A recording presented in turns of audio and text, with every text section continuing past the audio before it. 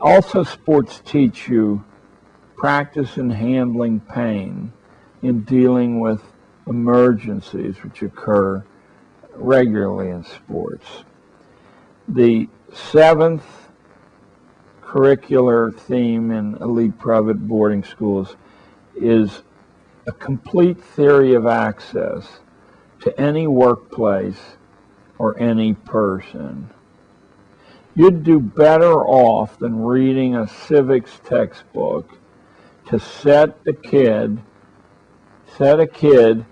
the challenge of getting a private meeting with the mayor of Los Angeles and let him work for a year on constructing an access to the mayor. Does that sound fanciful to you?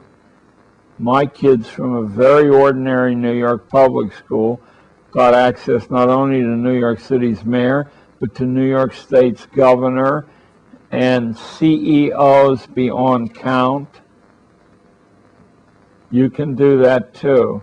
Teach your kid how to access places and people that he or she wants or needs. Number 8 is responsibility as an utterly essential part of the curriculum.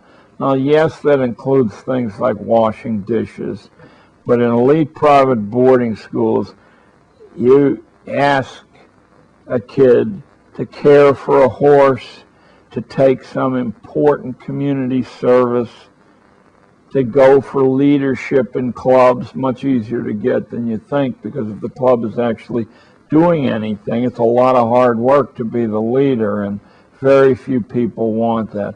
Always to grab for responsibility when it's offered, and always to deliver more than is asked for. Number 9, and this is a long-range, comprehensive thing that needs to be checked regularly, but you don't ever quite get there. It's arrival at a personal code of standards. Those are standards in production, standards in behavior, and standards in morality. Number 10 is a familiarity with the master creations in music, in painting, in dance, in sculpture, in design, in architecture, in literature, in drama.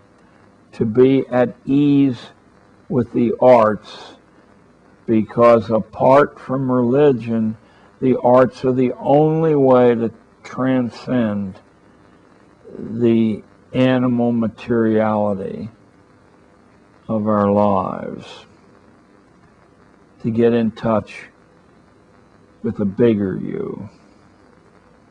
Number 11 is the power of accurate observation and recording.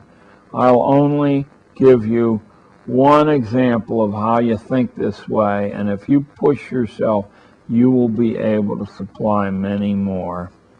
Power of accurate observation and recording.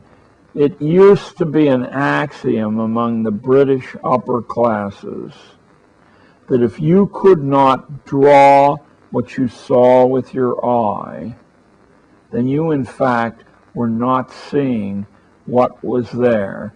So drawing wasn't a way to kill time, but a way to sharpen the perception. Charles Darwin, not my favorite human being, but nevertheless a major name in intellectual history over the past 150 years. If Charles Darwin had not been able to skillfully draw, then no one would have attended to his well-articulated theory of the evolution of the favored races. Look at the title of the book. It's usually left out, that part. But don't let me editorialize here. Modern science, in some very great regard, is only been possible through graphic representations, drawing and photography. Number 12 is the ability to deal with challenges of all sorts. Now, this one's my favorite because one person's challenge is another person's ho-hum. To know what will challenge your son or your daughter, you have to know your son or daughter very, very well.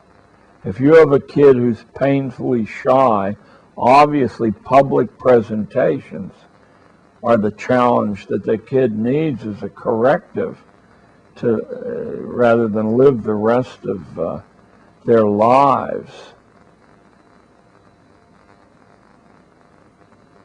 If your child is a coward, that's a harsh word, but many people are natural cowards. Maybe all of us are natural cowards until we come to see that physical challenges really aren't so bad. And if they hurt, they don't hurt that much. Teach your kid, if he gets knocked down, always to stand back up. If he gets knocked down again, to stand back up again. That would be a challenge. But challenges are different for different people there. If you're used to eating garbage food at the fast food outlets, I guess it will be a challenge to train your palate to discriminate fresh food and excellence in preparation from a Big Mac. I guess I only picked that one because my wife is a superb cook and she graduated from the Culinary Institute in Hyde Park. See, Janet, I told you I wouldn't forget you.